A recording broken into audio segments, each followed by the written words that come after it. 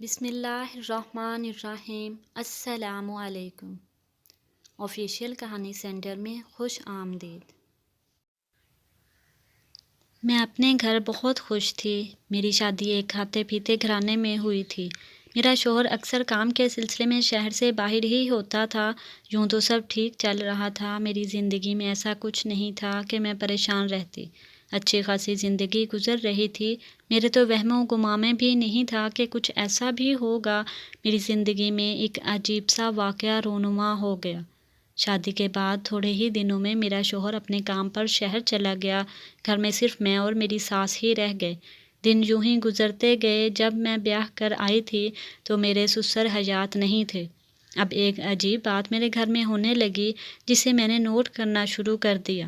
پہلے تو میں نے اس طرف دھیان نہیں دیا، لیکن اب میرا تجسس تھا کہ بڑھتا ہی جا رہا تھا۔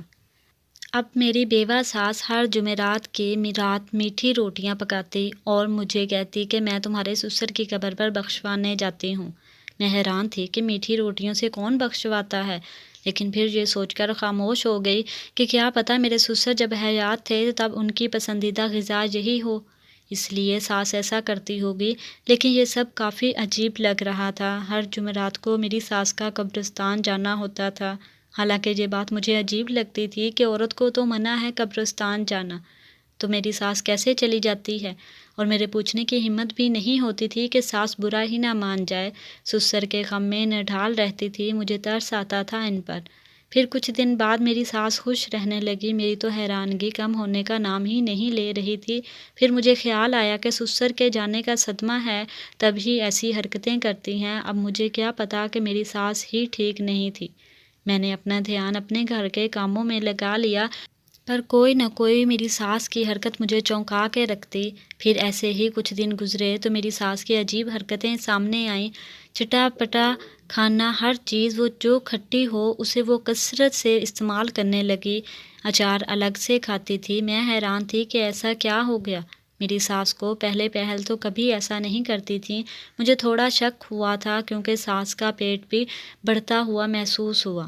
میرے شک پر یقین کی مہر تب لگی جب اچانک میری ساس کو الٹیاں ہونے لگیں۔ طبیعت کچھ زیادہ ہی خراب ہو گئی اور سنبھلنے کا نام ہی نہیں لے رہی تھیں۔ اس وجہ سے میں ان کو ہسپتال لے کر گئی، ضروری ٹیسٹ کروائے۔ ٹیسٹ کی رپورٹ اگلے دن آنی تھی۔ میں ساس کو لیے ان کی میڈیسن لے کر گھر آ گئی۔ ان کی دیکھ بھال کرنے لگی۔ مجھے یوں لگتا تھا جیسے ساس کچھ چھپا رہی ہیں۔ وہ اکثر مجھے اپنے کمرے سے باہر نکال دیتی، اور جب سے ہسپتال سے آئے تھے تو مجھے ان کے برتاؤ میں ٹھہراؤ سا محسوس ہوا، لیکن مجھے ان سب کی وجہ سمجھ نہیں آئی۔ ایسے ہی رات ہو گئی۔ رات کو میں ساس کو کھانا اور دوائیاں دے کر اپنے کمرے میں آ گئی۔ میرے ذہن میں بہت سے سوال ابھر رہے تھے، لیکن میں بھی دن بھر کی تھکی ہوئی تھی، جلدی ہی سو گئی۔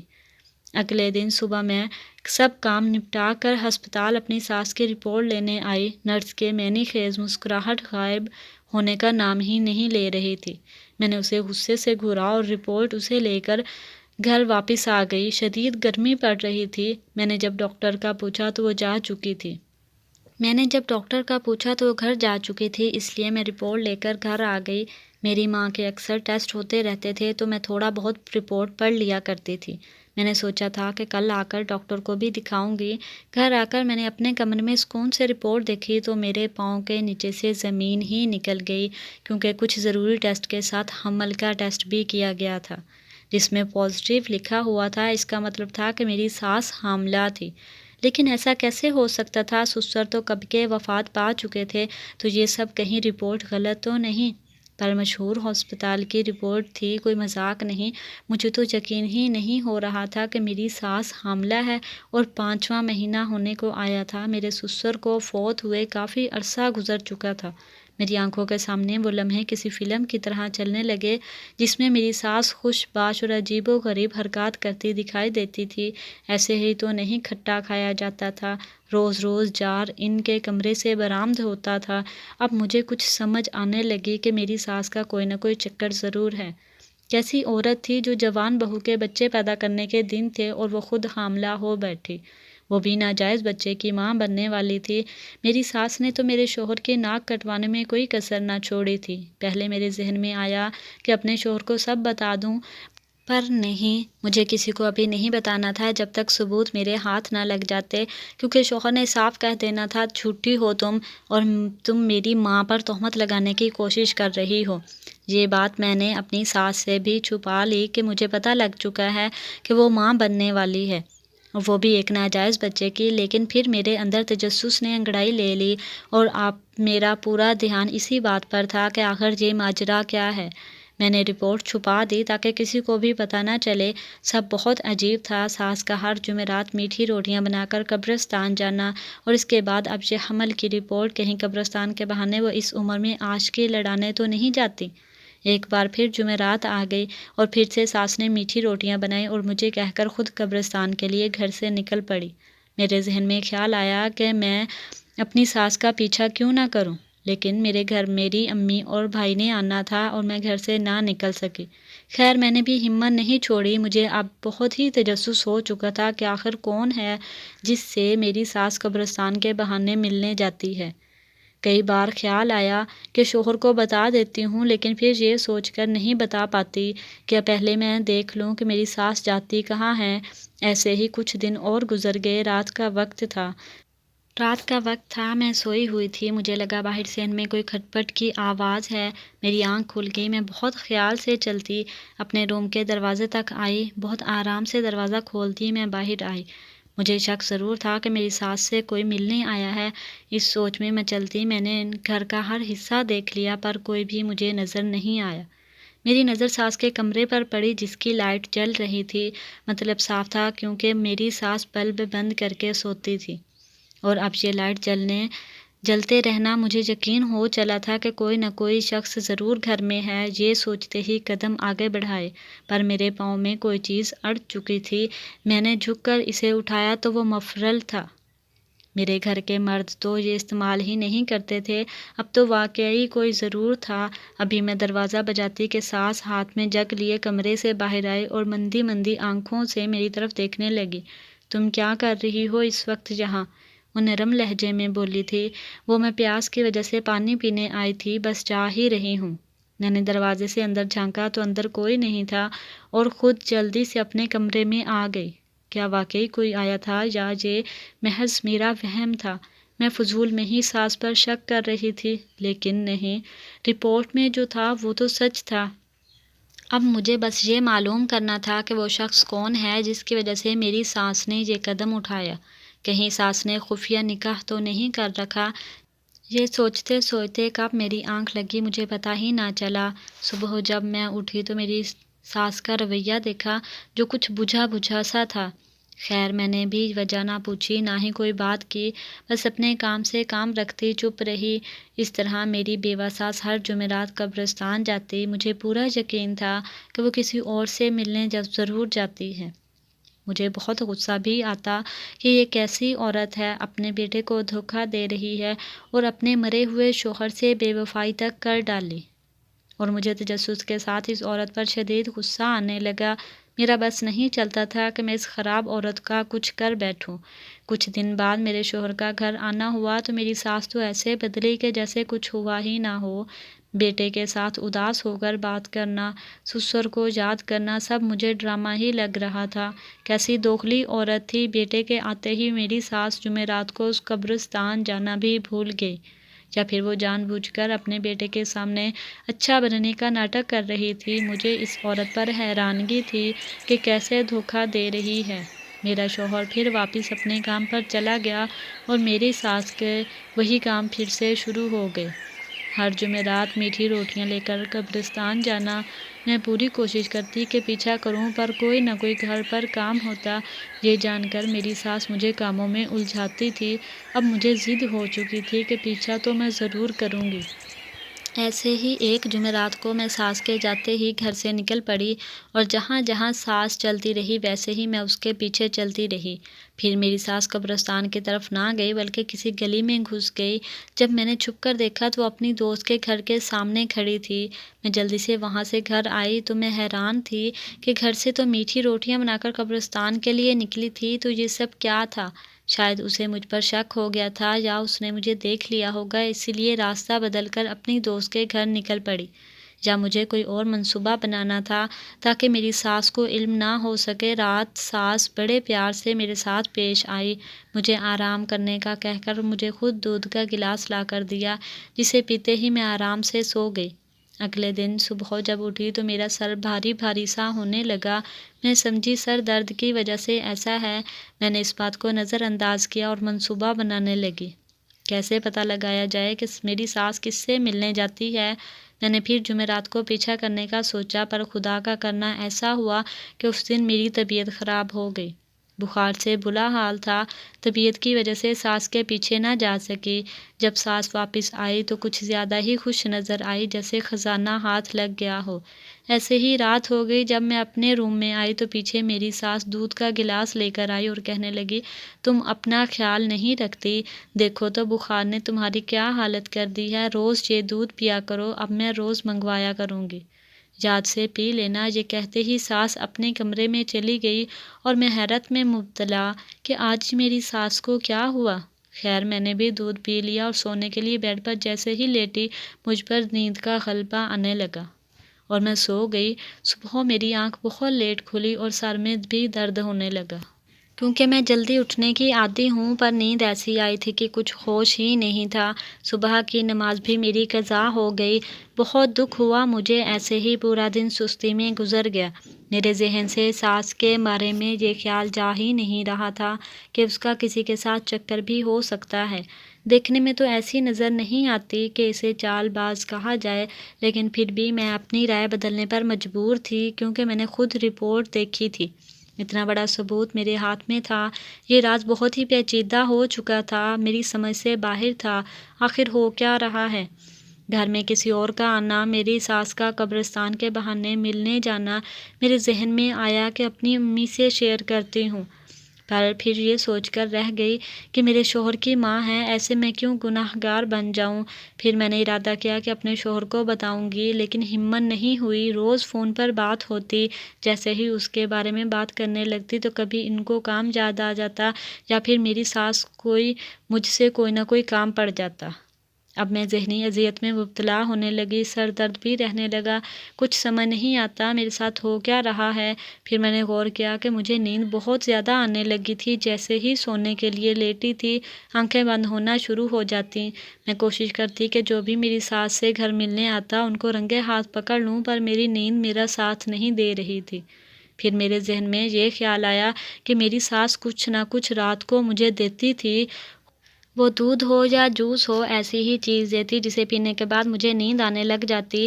اب مجھے یقین ہو چکا تھا کہ ان کو پتہ لگ گیا ہے کہ مجھے ان کے بارے میں کچھ پتہ ہے، تبھی مجھے نیند کی دوائی دینے لگی تھی۔ کیسے کیسے لوگ تھے جو اپنی آخرت بھی بھول چکے تھے۔ 2 پل کے لطف کی خاطر میرا تو غصے سے برا حال تھا۔ پورا دن یہ سوچ کر میرا موڈ خراب رہا کہ میں کیسے ساس کے ہاتھوں بے وقوف بن گئی۔ اب تو میں نے بھی سوچ رکھا تھا کہ اس عورت کا اصل چہرہ سب کو دکھا کے ہی رہوں گی، جو مجھے بھی سب سے پہلے اپنی نیند کو دور کرنا تھا، پھر ایسا ہی کچھ کرنا تھا۔ جیسے ہی میری ساس مجھے دودھ یا چائے دینے آتی، میں بہانہ بنا لیتی کہ میں بعد میں پی لوں گی۔ وہ کھٹکی تو ضرور تھی، پر میں نے شک نہ ہونے دیا، میں اب سب سمجھ چکی تھی۔ جو جمعرات والا تماشا بھی جاری تھا۔ ہر جمعرات میری ساس جاتی اور میں پیچھا کرنے کی پوری کوشش کرتی، کسی نہ کسی وجہ سے میرا پیچھا کرنا مکمل ہو ہی نہیں پا رہا تھا۔ میں اپنی اس بات پر بہت جھنجھلا رہی تھی کہ مجھ سے کیوں نہیں ہو رہا۔ میری ساس ایک چال باز عورت تھی، کیا واقعی میرے ساتھ غلط تھی؟ یہ بات میرے دماغ میں بار بار آتی، پر میں یہ سوچنے پر مجبور تھی۔ میں نے خود اپنی آنکھوں سے حاملہ ہونے کی رپورٹ دیکھی تھی، میری ساس کی اب حالت بھی صاف بتا رہی تھی کہ وہ حاملہ ہے۔ اب میں اسی پریشانی میں تھی کہ اپنی ساس کا راز کیسے کھولوں۔ یہ سوچتے سوچتے کچھ دن ایسے ہی گزر گئے۔ پھر ایک دن میری امی مجھ سے ملنے آ گئی، میں ان کے آنے سے بہل گئی۔ میری امی بار بار کہتی کہ تم کبھی کبھی افسردہ دکھائی دیتی ہو، کیا کوئی پریشانی ہے؟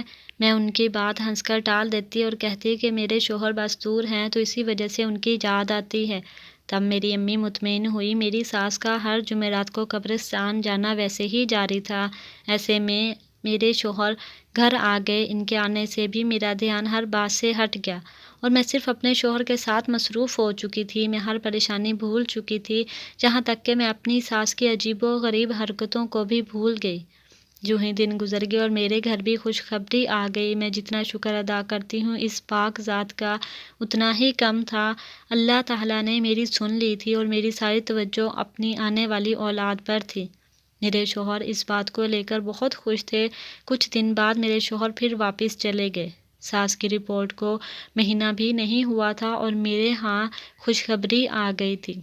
میں تو خوش تھی، لیکن شوہر کے جاتے پھر سے میری ساس ویسی بن گئی جیسے پہلی تھی۔ ایسے میں جمعرات کا دن آ گیا۔ میری ساس حسب معمول میٹھی روٹیاں پکانے میں مصروف تھی۔ میں صحن میں بیٹھی سوچ رہی تھی کہ آج ضرور اپنی ساس کا پیچھا کروں گی۔ ساس قبرستان جانے لگی تو میں نے کہا، میری طبیعت آج خراب ہے، میں سونے جا رہی ہوں، آپ قبرستان سے آ کر کھانا بنا لینا۔ میرا یہ کہنا تھا کہ میری ساس کے چہرے پر مسکراہٹ آ گئی اور خوشی خوشی میری بات مانتی ہوئی گھر سے روانہ ہو گئی۔ میں نے 5 منٹ انتظار کیا کہ ساس کو شک نہ ہو اور گھر سے نکل پڑی۔ ساس کا پیچھا کرنے لگی۔ مجھے ڈر تھا کہ آج بھی میری ساس کو پتہ نہ لگ جائے کہ میں ان کے پیچھے ہوں۔ خیر، ان کا پیچھا کرتے کرتے آخر میری ساس قبرستان پہنچ گئی اور میں چپکے سے ان کا پیچھا کرتے قبرستان کی سائڈ پر ہو کر کھڑی ہو گئی اور دیکھنے لگی کہ میری ساس آخر کرتی کیا ہے۔ ساس قبروں سے گزرتے ہوئے ایک جھونپڑی کے پاس رک گئی اور پیچھے مڑ کر آس پاس دیکھنے لگی کہ کوئی پیچھا تو نہیں کر رہا۔ جب خود کو مطمئن کر چکی تھی تو جھونپڑی کے اندر چلی گئی۔ میں نے اپنے آپ کو اچھے سے ڈھانپ رکھا تھا۔ میں بھی ساس کے راستے پر چلتی ہوئی اس جھونپڑی تک پہنچ گئی۔ میں قدم بھی بہت آہستہ رکھ رہی تھی کہ کہیں شک نہ ہو جائے کہ کوئی جہاں اور بھی ہے۔ میں جھونپڑی کی سائڈ پر کھڑی ہو گئی تھی۔ بات جیسے ہی میں سننے لگی، مجھے مرد کی آواز سنائی دی۔ میں نے تجسس کے ہاتھوں مجبور ہو کر جھونپڑی کا پردہ ہٹا کر دیکھا کہ آخر وہ شخص کون ہے۔ جیسے ہی میری نظر پڑی تو میرے سر پر آسمان ٹوٹ پڑا۔ یہ تو میرے سسر تھے، جو میری ساس کے ساتھ بیٹھے بڑے سکون اور خوشی سے ان کی باتوں میں مصروف تھے۔ میرے ذہن تو معاف ہو چکا تھا۔ یہ سب کیا ہے؟ آنکھوں دیکھا کیسے جھوٹ ہو سکتا ہے؟ پھر میں اپنے آپ کو سنبھالتی واپس گھر آئی تاکہ میری ساس کو مجھ پر شک نہ ہو۔ میں اب بہت ہی زیادہ پریشان ہو چکی تھی کہ ایسا کیوں ہے، سسر جی نے کیوں خود کو مرا ہوا ظاہر کیا؟ ایسے میری ساس کیوں چھپ چھپ کر ملنے جاتی تھی؟ میں اس کشمکش میں تھی کہ اپنے شوہر کو بتاؤں یا نہیں۔ بڑی بات چھپا بھی نہیں سکتی تھی۔ میری سمجھ سے باہر تھا کہ اب کیا کروں۔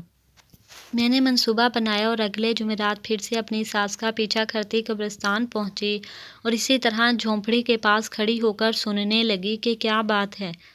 میرے ساس سسر کو گھر کے حالات کے بارے میں بتا رہی تھی اور کہنے لگی، اب میں اور یہ نہیں چھپا سکتی، دیکھو میری حالت اب سب کو پتہ چل جائے گی کہ میں ماں بننے والی ہوں، تم کچھ کرو۔ سسر میری ساس کو حوصلہ دینے لگا کہ سب ٹھیک کر دوں گا، یہ تو سب نارمل ہے۔ لیکن ساس اور سسر نے مرنے کا ناٹک کیوں کیا؟ میں نے ایک منصوبہ بنایا کہ جان سکوں کہ آخر میرے سسر کو ایسی کیا مجبوری تھی جو اتنا بڑا دھوکہ دیا۔ میں پھر ویسے ہی گھر واپس آ گئی۔ میں نے وہ سب ریکارڈ کر لیا تھا اور ایسے ظاہر کرنے لگی کہ جیسے مجھے کسی بات کی خبر نہیں۔ یوں ہی 2 دن گزر گئے اور میں اپنے پلان بنانے میں کامیاب ہو گئی۔ میں نے رات کو قبرستان جانے کا فیصلہ کیا، حالانکہ یہ میرے لیے بہت مشکل تھا۔ اپنے ڈر پر قابو پاتے ہوئے میں رات ہونے کا انتظار کرنے لگی۔ میں نے ایک ہوشیاری یہ کر دی کہ ساس کو نیند کی دوا دے دی تاکہ میں گھر سے آرام سے نکل سکوں۔ میں نے جب پچھلی بار ساس کی بات سنی تو اس نے اور سسر نے قبرستان میں رات کا ذکر لازمی کیا تھا۔ دونوں کے چہرے پر چمک تھی، اس لیے میں رات کو جا کر دیکھنا چاہتی تھی کہ ماجرا کیا ہے۔ رات ہو چکی تھی اور میں قبرستان پہنچ گئی۔ اس دفعہ میں اندر نہیں گئی، باہر کی طرف کھڑی رہی اور درخت کی آڑ میں ہو گئی۔ پھر جھانک کر دیکھا تو کسی کا جنازہ آیا ہوا تھا۔ میت کو دفنا کر وہ سب لوگ چلے گئے، پر اب میرے ڈر سے ٹانگیں کانپ رہی تھیں۔ ایسے لگ رہا تھا کہ کچھ بہت غلط ہونے والا ہے۔ میں نے فون کا کیمرہ آن کر دیا۔ اتنے میں دور سے اس جھونپڑی سے میرا سسر باہر آتا دکھائی دیا اور وہ ادھر ادھر دیکھتا سنبھل کر چلتا اسی قبر کے پاس کھڑا ہو گیا جو ابھی دفنائی گئی تھی۔ میری تو حالت بری ہو رہی تھی۔ یہ سب دیکھتے پھر میرے سسر نے وہ قبر کھودنا شروع کر دی اور میت گھسیٹ کر نکال لی اور اس کا کفن اتارنے لگا۔ میری تو روح فنا ہو چکی تھی۔ یہ خوفناک منظر دیکھتے میرا جسم پسینے سے شرابور تھا۔ میں پوری کی پوری ٹھنڈی ہو چکی تھی۔ خوف سے میرا برا حال تھا کہ اب میرا سسر کیا کرنے والا تھا۔ کفن کو ہٹا کر میرے سسر نے جیب سے کچھ نکالا۔ جو کیا وہ میرے بیان سے بھی باہر تھا۔ اتنا گندا اور گھٹیا فعل جو کہ کسی بھی حال میں معافی کے قابل نہیں۔ میرا سسر اس قبرستان کی آڑ میں ایسا ناقابل معافی جرم کرتا تھا اور سب کی آنکھوں پر دھول چونکتا تھا۔ میرا سسر میت کی بے حرمتی کرتا، نہ صرف ایسا گندا کام کرتا جو انسانیت کے درجے سے بہت گر چکا تھا، بلکہ میت کی بے حرمتی کر کے اس کے اعضاء نکالتا تھا۔ میں نے یہ سب اپنی آنکھوں سے دیکھا اور تب تک سسر کو دیکھا جب تک وہ اس کام سے فارغ نہ ہو گیا۔ مجھ سے تو اور نہ دیکھا گیا۔ میں نے اپنا رخ بدل لیا اور اپنی حالت درست کرنے لگی جو کہ بہت بری ہو چکی تھی۔ خود کو سنبھالتی میں پھر سے سسر کو دیکھنے لگی جو اب میت کو واپس دفنا رہا تھا۔ دفنانے کے بعد سسر نے باسکٹ اٹھایا اور قبرستان سے باہر نکل پڑا۔ میں بھی سسر کا پیچھا کرتی رہی۔ سسر کو ایک پرانے کھنڈر نما گھر میں جاتے دیکھا تو میں بھی اس سمت چلنے لگی۔ جیسے تیسے کر کے آخر میں نے پتہ لگا ہی لیا۔ میں بڑی مشکل سے گھر آئی۔ میرا ڈر سے برا حال ہو چکا تھا لیکن میں نے اپنی ہمت ختم نہ ہونے دی۔ خوف پر قابو پاتے میں اپنی طبیعت کی پرواہ نہ کرتے ہوئے اس راز کا کھولنے میں کامیاب ہو چکی تھی۔ میں نے ارادہ کر لیا تھا کہ اب خود گناہ گار نہیں بن سکتی۔ سب دیکھتے ہوئے میں یہ ظلم نہیں ہونے دے سکتی۔ میری ساس بھی اس عمل میں سسر کے ساتھ تھی۔ مجھے اب ان سے گھن آتی تھی۔ میں نے اپنے شوہر کو ساری بات بتائی۔ وہ رپورٹ بھی دکھائی تو وہ چپ ہو گیا اور اسے ویڈیو بھی دکھائی اور ساس کا ویسے ہی پیچھا کرنے کو کہا تو اس نے مجھے یہ سب کچھ کسی کو بتانے سے منع کر دیا۔ لیکن اگر میں ان کو بھی نہ روکتی تو وہ لوگ اس کام سے کبھی باز نہ آتے۔ میرا شوہر تو بہت رویا اور وہ ٹوٹ چکا تھا۔ اسے تو ایسی چپ لگی کہ پھر کوئی بات نہیں کی۔ اب ان کے خلاف رپورٹ درج کروائی۔ میرے سسر کو تو اچھی خاصی سزا ہوئی اور ساس کو حاملہ ہونے کی وجہ سے کچھ عرصے کی سزا ہوئی۔ اب میرا ضمیر بھی مطمئن تھا۔ میں نے اپنے دل کو سن کر ان غلیظ کام کرنے والوں کو ان کے انجام تک پہنچایا۔